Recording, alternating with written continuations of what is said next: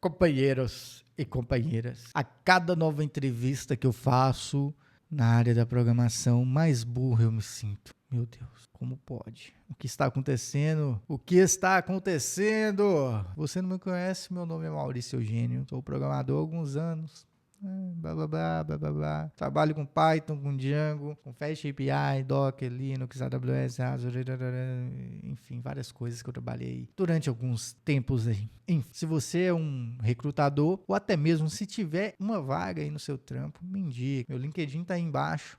Se você quer trocar uma ideia sóbria, uma ideia onde não tem um palhaço falando, ou um boi de piranha, ou um bucha de canhão falando, me chama no LinkedIn. Lá eu sou sério.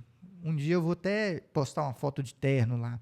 Mas aqui, não. Aqui é para brincadeirinha, para palhaçadinha. Mas hoje eu vou, continuar aí a minha trajetória de software engineer desempregado e falar um pouco aí sobre as minhas últimas entrevistas de emprego e como elas estão me fazendo sentir cada vez mais burro. E assim, cara, cada vez que eu faço, essas entrevistas, eu saio, mais decepcionado comigo mesmo e mesmo assim, isso me motiva a querer estudar mais, porque eu acho que a única saída é eu saber mais coisas e saber lidar melhor nas entrevistas. E assim, recentemente eu fiz uma entrevista, fui muito bem na parte do RH, teve uma parte ali com as pessoas mais técnicas, e daí eles mandaram um teste de software, basicamente um teste que era para entregar com 2 dias. Daí eu fiz a solução desse teste, aplicando o que eles pediram na descrição, e era para utilizar Driving Domain Design, e daí eu implementei isso, fiz tudo certinho, bonitinho, e daí eu errei coisas muito simples, como deixar uma data fixada e até mesmo errar um cálculo de taxa ali, errei também o nome de uma função, e isso tudo foi suficiente para poder ser eliminado na concorrência daquela vaga. Mas tudo bem, eu acho assim, enquanto desenvolvedor, eu acredito que isso não impactaria uma entrega, porque isso seria testado não só por mim, mas por outras pessoas no ambiente de dev, ambiente de HML, de homologação, e dificilmente subiria um valor errado para produção, porque tem todo o fluxo do desenvolvimento. Isso aí é comum nas empresas e assim, dificilmente isso aconteceria em produção. Poderia acontecer? Poderia, mas dificilmente aconteceria. Essa é a verdade. Mas a empresa viu que isso era um ponto que não poderia passar em branco e simplesmente eu não passei nessa entrevista. E mesmo assim,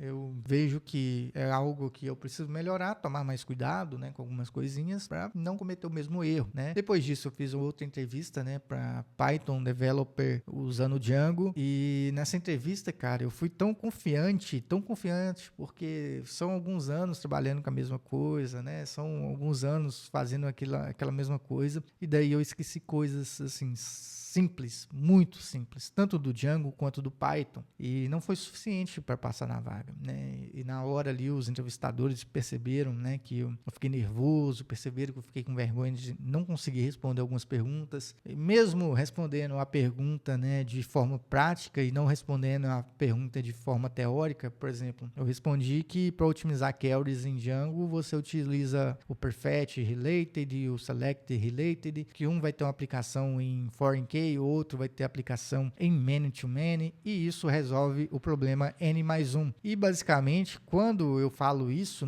eu não falo que resolve o problema N+1, mas que resolve o problema de otimização de queries. E daí o entrevistador refez a pergunta, me perguntando como eu indicaria para uma pessoa mais júnior que eu, como resolver um problema N+1. E era justamente aplicando o que eu já tinha dito que de forma prática resolveria. Então, basicamente, eu sabia responder de uma forma prática, só que eu não sabia na teoria, e isso para a empresa foi importante e não avançaram também na contratação, não deram continuidade na aplicação dessa vaga. E assim, entendo também, vou falar aqui novamente, faz parte do jogo, mas a gente não pode ficar aceitando que tudo faz parte do jogo, porque eu preciso melhorar caso eu queira passar em alguma vaga. Então eu tenho que focar em estudar, tenho que melhorar os meus conhecimentos, tanto de conhecimento Python, Django, de arquitetura e de diversas outras coisas. Eu preciso melhorar para conseguir a minha próxima vaga. Mas enfim, superado, né, essa parte aí, fui para as novas entrevistas, fiz uma entrevista de Tech Lead. Nessa eu falei assim, vou passar nessa entrevista. E o método que eu utilizei, né, para passar nessa entrevista, coisa que não aconteceu, aliás, até agora eu não recebi a devolutiva dessa vaga, mas assim, eu acredito que não vai ser dessa vez que eu vou ser um Tech Lead, mas assim, né, até mesmo porque eu nunca trabalhei como Tech Lead, né, tenho experiência como Dev Sênior, né, mas Tech Lead mesmo ainda não tive essa experiência. E por ser uma empresa assim, de um porte bem grande até, eu acredito, acho que não vai estar dando, mas assim, né, eu tentei, eu estudei, né, eu tinha pouco tempo para estudar, eu tinha 4 horas apenas para estudar, fui lá, corri atrás de conhecimento técnico, li, tentei, né, resumir bastante as coisas ali, coloquei vídeo no YouTube, né, o que precisa de um Tech Lead precisa saber e tal, enfim, eu estudei mais em 2 horas e 4 horas ali do que eu tinha estudado o resto do ano e cheguei na entrevista e nada daquilo que eu tinha visto nos vídeos, no meu estudo de 4 horas ali caiu, né? Caiu coisas mais comportamentais, coisas mais de liderança e assim, o entrevistador foi super empático, foi super gente boa, me fez perguntas boas e tal, só que, né, no final da entrevista eu pedi ele uma devolutiva ali daquilo que ele tinha escutado naquele momento e ele falou, cara, olha, eu gostei bastante de você, vi que você é uma pessoa interessante aí, mas para Tech Lead eu acho que ainda você não está preparado, né? Você não teve a experiência, mas você tem um conhecimento bacana de back-end. Para a vaga de back-end, talvez faria mais sentido para você, mas agora para Tech Lead ainda não sei, eu acho que não é o momento. E daí eu vou passar isso, né, para a pessoa que vai contratar e tal, e isso aí vai impactar, né, no resultado da contratação. E aí, beleza, né? Eu assim, gostei da devolutiva, foi muito sincero, foi muito gente boa assim comigo. E daí eu vou, né, utilizar isso para as próximas vagas, para as próximas oportunidades. E daí, né, continuei fazendo entrevistas. Ontem eu fiz uma, fui muito bem na parte do RH, mas depois eu tive que fazer a parte técnica. Parte no início ali da entrevista foi super de boa, né, expliquei a minha trajetória, como eu trabalhei, só que chegou na parte da arquitetura e eu dei uma levemente travada, eu não soube responder muito bem, né, a demanda, e isso impactou, acredito que impactou, ainda não saiu o resultado, mas acredito que não vai ser dessa vez, porque eu não soube dar uma resposta muito coerente, né? O problema em si era basicamente, você tem um banco de dados que sobrecarrega de tanta requisição que os usuários fazem e você tem a escrita sendo perfeita e a leitura, né, dando essa travada. E daí, né, você, no meio disso tudo, você tem um monolito, né, que faz essas consultas no banco de dados. A partir daí, né, a primeira coisa que eu pensei era utilizar cache, não podia utilizar cache. Então, beleza, como eu vou resolver isso?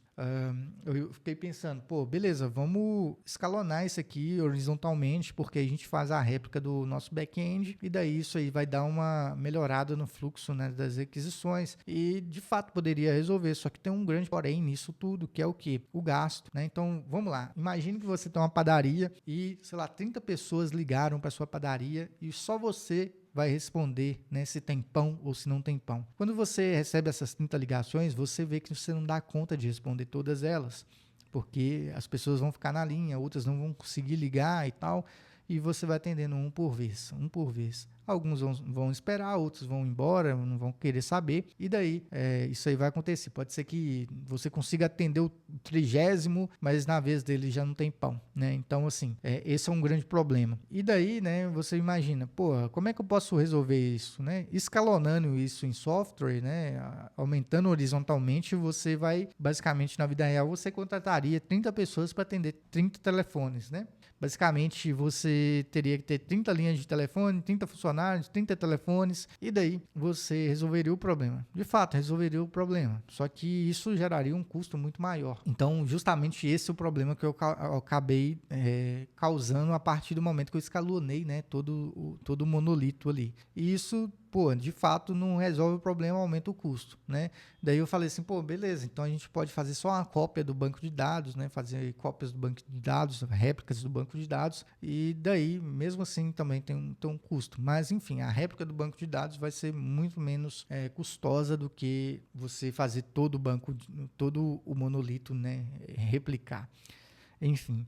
E aí acabou que a solução que eu dei, né, na hora que eu dei essa solução, o entrevistador falou assim, isso aí resolve. Na hora que falou assim, isso aí resolve, eu falei, não, isso daqui nem fudendo que tá certo. Aí eu já fiquei, porra, cara, eu errei a porra da resposta, o cara já tá querendo encerrar a entrevista. Aí eu falei assim, não, beleza, a gente pode dar origem aqui a um microserviço simplesmente para fazer essa consulta, porque daí a gente escala esse microserviço ao invés de escalar todo o monolito. Só que toda dica de entrevista que eu vejo fala para você não dar diretamente a resposta de microserviço, porque microserviço nem sempre é a resposta para tudo. E daí eu fiquei com esse pé atrás, né? E o cara não falou, isso aqui é boa. Na hora que ele falou, eu falei assim, caramba, não é.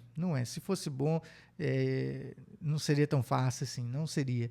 E aí a entrevista acabou e tal, enfim, né? Eu dei essa resposta. Mas o que deveria ser feito, talvez, é você trabalhar com um outro tipo de arquitetura. Em vez das pessoas te ligarem, as pessoas deixam um número para você ligar para elas. Uma vez que tem pão, você liga para elas, uma para cada uma. Tem pão aqui agora. Tem pão aqui agora. Não, acabou o pão, não tem pão mais. E daí você não manda aquela mensagem, né? Quando você tem notificação, você manda. Quando você não tem, você não manda. Isso reduziria, né, o gargalo ali de consultas no banco de dados. Além, né, de você trabalhar, né, com canais que seriam mais diretamente, né, para cada pessoa. Né? Vamos supor que uma pessoa, sei lá, cidade diferente. Né? No problema eram cidades diferentes. Né? Então você lidaria com São Paulo e lidaria com o Rio de Janeiro de uma forma diferente. Né? Sempre que você tivesse notificação em São Paulo, você mandaria essa notificação em São Paulo. Quando você estivesse no Rio de Janeiro, você mandaria no Rio de Janeiro. Enfim, essa é a solução que eu acho que deveria ser correta, né? Aí você pode implementar via eventos, via WebSockets, né? Que é algo que eu já trabalhei e que poderia resolver. Só que quem disse que eu lembrava disso? Quem disse que eu tinha isso na ponta da língua para dar resposta? Às vezes a gente fica tão travado e querendo fazer as mesmas coisas que acaba esquecendo, né? Que você pode errar, mas errar atirando para algo que talvez faça mais sentido, né? E isso impactou na minha entrevista e eu acredito que eu não devo passar por conta disso. Mas enfim, continuo na luta, estou gravando esses vídeos aqui para dar uma atualização para quem tiver interessado ou também se tiver alguém passando pela mesma situação e quiser aprender com os meus erros, né? É bom, né, compartilhar um pouco disso aí. Mas é isso. Se você chegou até aqui, considere se inscrever no canal. E se tiver vaga aí na sua empresa, me indica que eu tô com muita vontade de vencer e eu não posso perder não, meus amigos. Eu não posso perder não, senão é debaixo da ponte houses, né? Mas é isso aí. Um forte abraço para vocês e até a próxima.